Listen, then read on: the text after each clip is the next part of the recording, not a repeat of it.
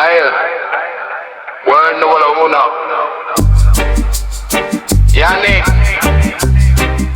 sit down. And I say, let the baseline walk slow. Let the red dirt settle. But before we start this video, I would like you to join Top Tennis Player Weekly Workout Plan now. See exactly how they train from Monday to Sunday. Easy to follow guide plus their daily diet plan. Start today. Link below. What he does with his legs just before stepping onto the court is not random preparation. It is directly tied to how he constructs points, how he absorbs pressure, and how he imposes himself from the baseline. On clay, movement is everything, but not just movement in the sense of running. It is about controlled sliding, stopping without losing balance, and pushing off again with precision. Sinner's game is built around taking the ball. That style demands that his legs are not only active, but fully awake and responsive. By activating his lower body before the match, he ensures that the first explosive push, the first defensive slide, and the first recovery step are already sharp from the opening point. Clay courts slow the ball down and extend rallies, which means players are forced into longer exchanges and more. For Sinner, who likes to play aggressively from both wings, this creates a constant need to generate his own pace. That power does not come from the arms alone. It starts from the ground. Every forehand and backhand he hits is driven by the force he transfers upward through his legs. If his base is not fully engaged, his shots lose penetration, especially on a surface that naturally absorbs speed. Sinner often positions himself close to the baseline, even on clay, which is a risky but effective strategy when executed well. To do that, he needs exceptional balance while striking the ball under pressure. Opponents will try to move him side to side, pulling him into wide positions. His ability to stay stable through contact, even while sliding or recovering, depends heavily. When that foundation is strong, he can redirect pace and turn defense into offense in a single shot. There is also the question of endurance, but not in the traditional sense of lasting long. It is about maintaining intensity in every movement. Clay rallies can be physically draining, and players who rely on precision timing like Sinner cannot afford a drop in sharpness.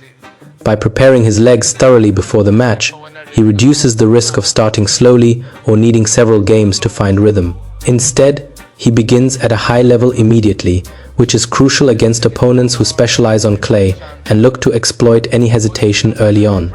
His serving also benefits from this preparation.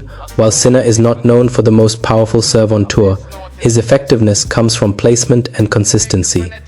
A well-prepared lower body allows him to push upward efficiently, giving him better control and slightly more pace on clay, where free points are harder to come by.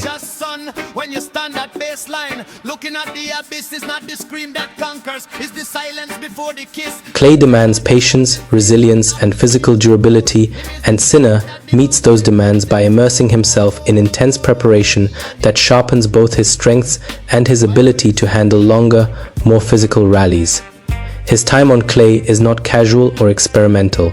He trains with purpose, repeating patterns that force him to construct points instead of finishing them quickly. This is a major shift from faster surfaces where his natural timing and clean ball striking can dominate. On clay, he works relentlessly on extending rallies, improving his shot tolerance, and learning when to attack without rushing. That aggressive repetition builds confidence, allowing him to stay composed even when exchanges become physically demanding and mentally draining. Movement is another area where his preparation becomes obvious. Clay rewards players who can slide efficiently and recover quickly, and Sinner dedicates serious attention to refining that part of his game. He pushes himself to move with more control, adjusting his positioning so he can still take the ball early without losing balance.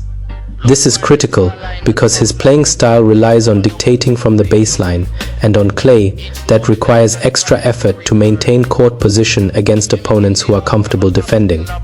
He also expands his tactical variety during this period. Clay forces players to think differently Sinner embraces this by developing more layers in his game, making sure he is not predictable. The goal is not to abandon his aggressive identity, but to make it more adaptable.